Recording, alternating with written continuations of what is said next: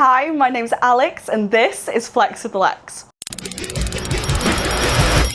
I'm going to be going through all of my gym sessions, including my lower and upper sessions, including form tutorials for all the movements I'm doing, because I know that when I first started the gym I had no idea and it took me a long time. I'm also going to be going through all my little tips and tricks for the gym as well, and I'll be sharing those with you. So I've been training for quite some time now, so I can definitely say I know my way around a gym. So I want to share that with everybody. So I'm going to be taking it right back to the basics, telling you what movements to do, as well as what muscles they target. And we're going to build our dream bodies together. So join me for all my gym secrets. Starting off with hip thrust, this is one of my main staple movements that I love to do for my glutes. So on this movement, I like to do roughly 3 sets of about 8 to 12 reps. I absolutely love hip thrusts because they are a staple for growing that round, juicy booty. They are just fantastic for growing your glutes. So as you can see here, I'm strapping myself in. So this is a hip thrust machine. So you just take the band over you and strap it in. It's like an airplane strap, so it's super simple. So you just take it over your top, get yourself strapped in, give it a good tighten so that it's nice and attached to you, and then you can get on with your movement. So there are some key things you need to do when you're hip thrusting. So number one, everybody always rushes movements. We need to slow all movements, and this is massively important for hip thrusts because you really want to apply the pressure to your glutes. You then really want to focus on holding that movement. So at the bottom for 3 seconds, top for 3 seconds, and really focus on making sure that you're getting that full range of motion. And finally, don't overload the weight. I know we're all chasing numbers, but at the end of the day, if you want to get that full muscle growth, what you don't want to be doing is half reps. So this is a hip thrust machine. As you can see, it looks pretty odd, but it's pretty simple. You just lie on it, pop your feet on the bottom, pop your weights on both of these ends, and then it unhooks as you lift up your bum. It also has aeroplane straps, as I like to call it, so this is how you strap yourself in.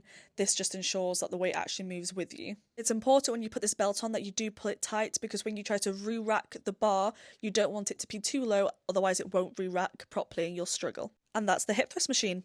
Moving on to the leg extension machine. So on the leg extension, I like to do about 3 to 4 sets of about 8 to 12 reps. So the leg extension works your quads.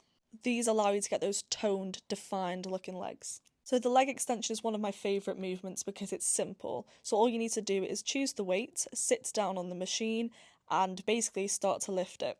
So again, you want to keep this movement slow and controlled with that full extension at the top and full extension all the way down. I see some people doing half reps. Again, at that top position, try and hold it for a few seconds as well. This will really help the stretch. Again, try not to overload the weight because you'll end up realising that you're accidentally doing half reps.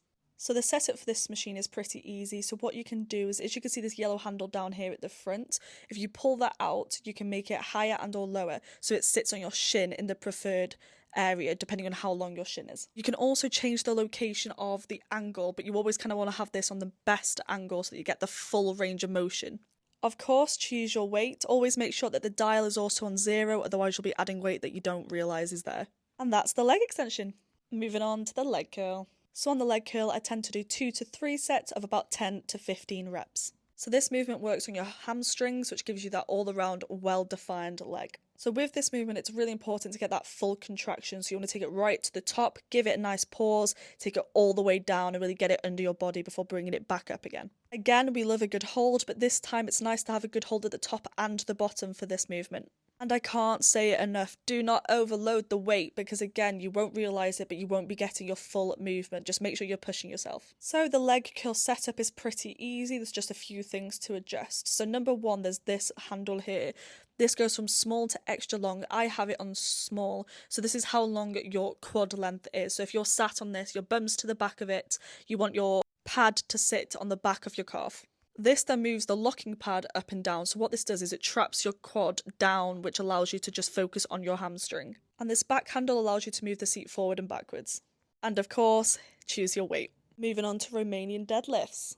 So for RDLs, I like to do 3 sets of 8 to 12. So an RDL works your hamstrings, but mainly your glutes. This is one of my main exercises for glute growth. RDLs can be tricky, but you just have to hang in there and keep giving them a go. A lot of people tend to feel them in their lower back. This is normal, especially in the learning process. So the main points for RDLs is to make sure that you're pushing your hips back, not leaning forward. This is something that takes time to get used to, but you will eventually get there. So you want to focus on pushing your bum backwards rather than leaning forward. With this movement, it's important to hold your core, so make sure that you're keeping control of your abs and of your core, otherwise you'll start to feel it in your back. A helpful trick for this is to keep your head moving in line with your body during the RDL, so don't look upwards.